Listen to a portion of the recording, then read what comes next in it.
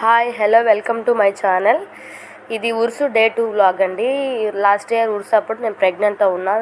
బాబు పుడితే 10 kgs బెల్లం చదివిస్తాను. అదే గోతంలో బెల్లం తెచ్చి అందరం ఉర్సులో బెల్లం చదివించేసి ఆ తర్వాత అదంతా ఒక రౌండ్ వేద్దామని వెళ్ళాం. మా బుడ్డ ఒకటే హాయ్ చెప్తుంది, కెమెరాకి హాయ్ చెప్పి ముద్దులు ఇస్తుంది.